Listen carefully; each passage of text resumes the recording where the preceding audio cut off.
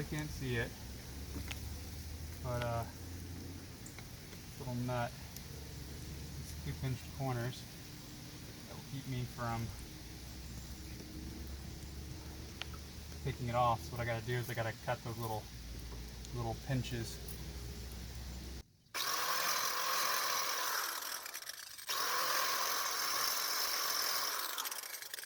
Constantly stop what you're doing to make sure you're not grinding up the axle. If you do, you're going to have a bad day. So, if there's an easier way, feel free to post it. But I'm not so much going to try to grind all the way down, all the way to the axle. I'm going to try to grind it enough to where the metal's thin, and then I can pry it back with a screwdriver. That way I'm not damaging the axle. Remember, the hub's first. You're wanting to save the studs. Don't hit those.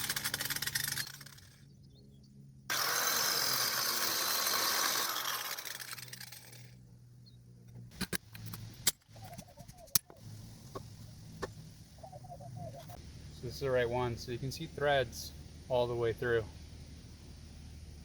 And that means that at some point I'm going to hit a thread potentially on the spindle. I can't remember if the spindle has flat edges going back deeper, so I want to cut back deeper so I can get this piece for sure, this little thin piece, and break it away. But I want to cut too deep because if it eventually rounds out, I'll end up grinding the threads a little. It's nice because I just stick it there, go in deep, and then drag to the side. Go in deep and then drag towards the side. 30 millimeter, guys. There we go, it's bending. Like I hoped. Feels so light when you got a giant breaker bar, but when you try to do it by hand, it's definitely not given.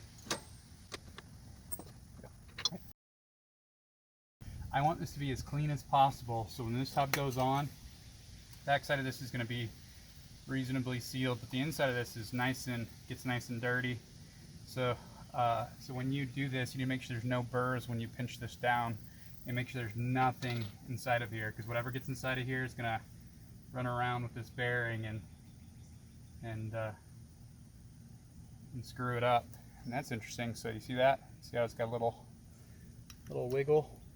I don't know if it's, I can't see from this side, guys. I'll try to.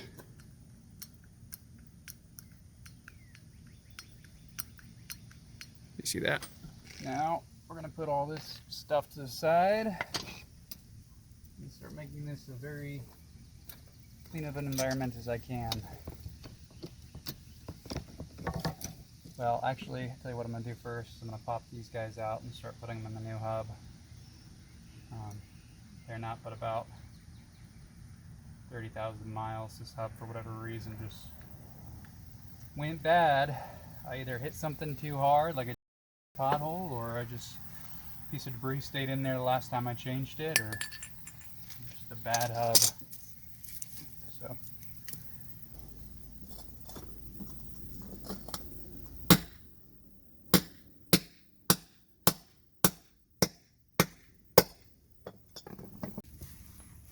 alrighty, so I don't want to go too heavy on this with the brake cleaner.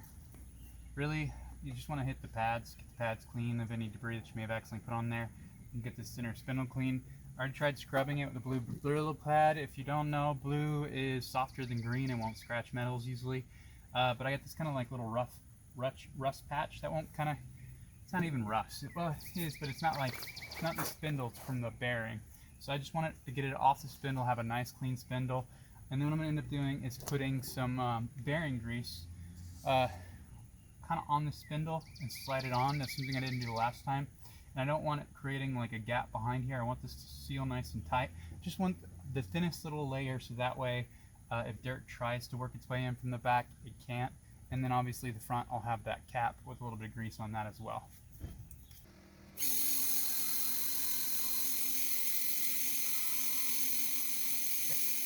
Also keep in mind that some of these are cheap and they're made in China.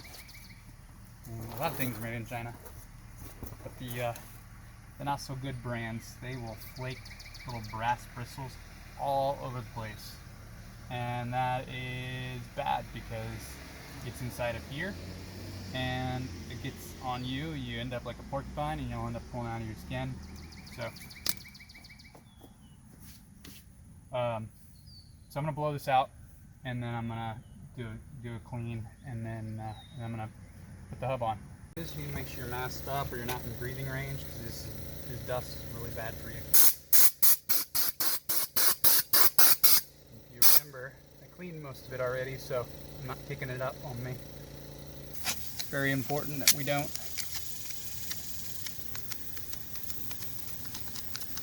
get the bearing dirty. Introduce foreign material that would cause it to fail.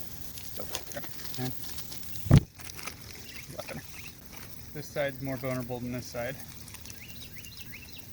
Probably like a lot.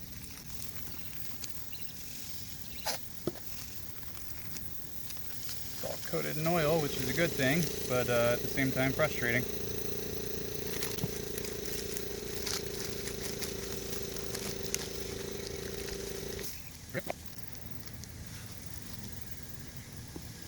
Again, we're just going to go all the way around with it. Bleepity bleeping.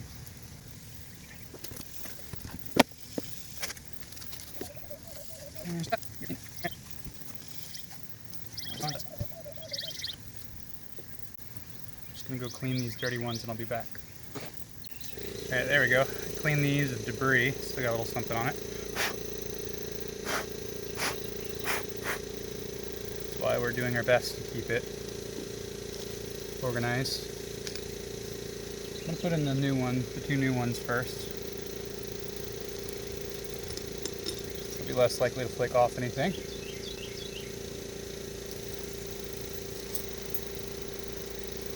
These washers.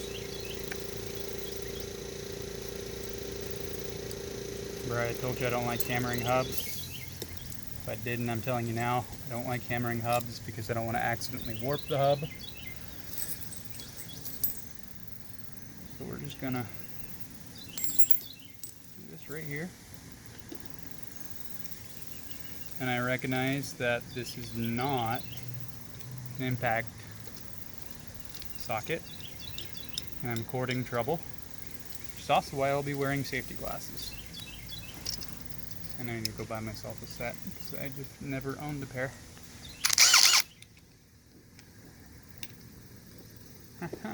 Alrighty. So we're just gonna hold it down right here.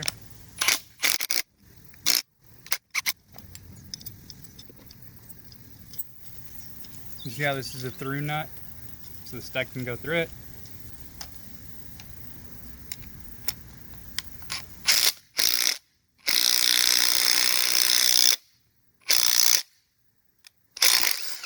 There we go. And the first one is backed in. And if you look, there's all sorts of little bits of flaking from this process. And none of that stuff is going to get inside that bearing because we are being very protective of the guts. So let's go ahead and give it one more wrap. I hate doing this. It's not that hard of a project. Just when you do something on your car, you want it to last. So, make sure you do it right.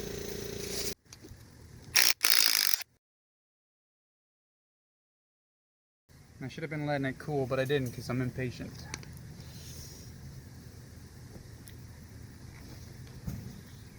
Now what I'm going to do is, before I start taking the tape off, is I'm going to wipe everything down I can with a lint-free cloth, and I'm going to use just a transmission oil, just a light oil. That way I can try to use it to pick up anything up. So instead of wetting the cloth and just oiling the cloth, I'll wipe down this thing, get it as clean as I can, then remove it and very carefully wipe anything that made it past the edges a little bit. Obviously it's not going to get in the center though. There's just too much in the way. So I used brake cleaner instead. I sprayed it on the cloth instead on here so I wouldn't risk getting anything inside the bearing. And I used that lint-free cloth to wipe down the entire outside of the of this guy. And And the spindle's been wiped down, so everything is clean.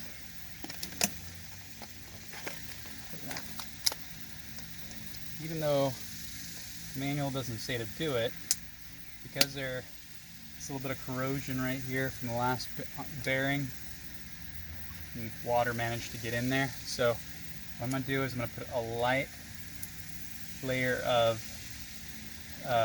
it is rated as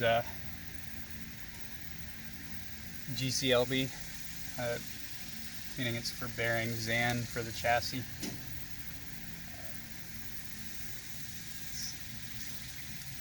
Now, I'm going to end up putting that, like I said, I don't want to create a big greasy mess or like a gap on the back side of grease. So what I'm going to end up doing is I'm just going to make it very light. I'm not even going to unseal this yet.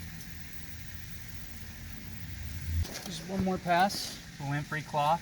This is not a cloth you would get, even though it looks like it. It's not necessarily the cloth you'd get at Walmart or like an auto parts store, so don't just assume that's what that is.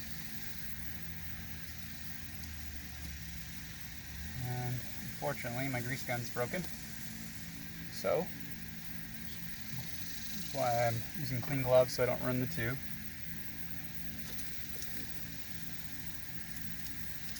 Just gonna open up the back side of this. Looks like there's already a little bit of grease that's already in there.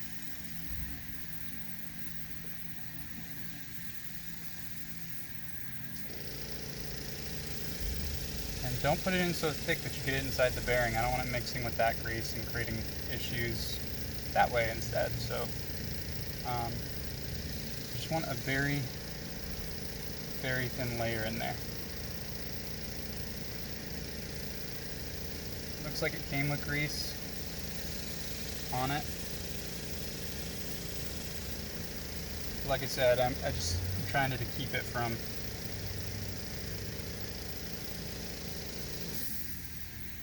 very fine layer here. Slip that on. There you go. When I did that, it popped out this plastic. So I'm gonna go get that nut that I have, and it's actually in my pocket now I think about it.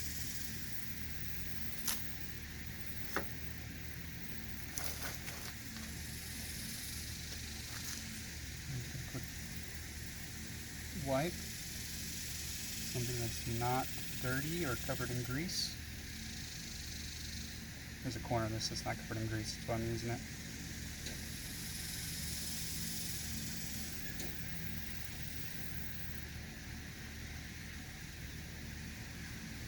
Yeah.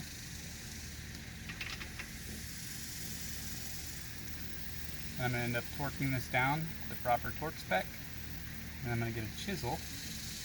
I'm going to chisel both these sides in.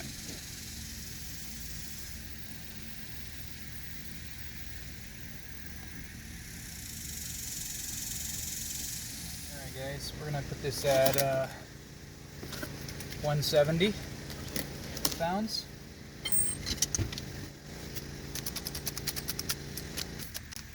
It's like supposed to be somewhere between like 138 and 188 I believe. So the difference between the two is 50, divided by 2 is 25, so that'd be about like 163, I think.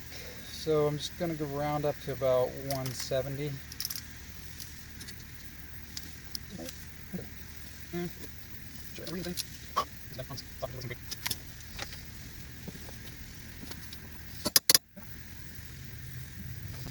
Check the nut. Inside the hole for any garbage. Looks good. I can't find my chisels, and I found one, but it was a sharper edge. I need to clean the garage. Anyway, so I want something with a flat edge. I'm not trying to cause this to like crack or flake. I just want to press this metal down. So this is a piece of metal I found. Doesn't flake very easily. It's from when I did a HVAC repair, so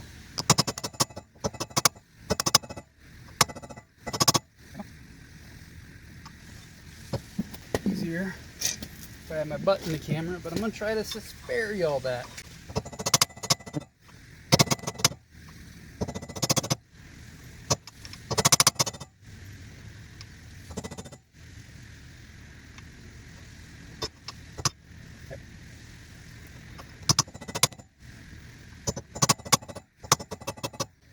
There we go. See this guy? Just some PVC I picked up at Home Depot. Y'all can do it too. So, take this cloth, wipe this down, that down.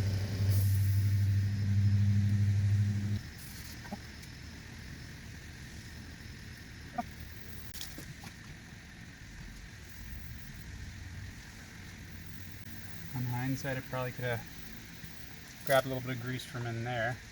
That way it'll all be the same grease. So I don't like mixing chemicals because I don't know how they're going to behave. I don't think it's going to be a big enough issue. I'll find out in another 30,000 miles. 25 to 30 is about how long the last one lasted. Might be something I'm doing. Might just be a bad bearing. And I've cracked it. So obviously this solution isn't gonna last forever, but what I should do is put a board across this to help distribute the weight evenly.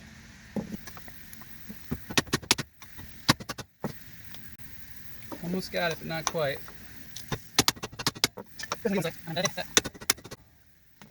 There we go. A little bit more, almost got it.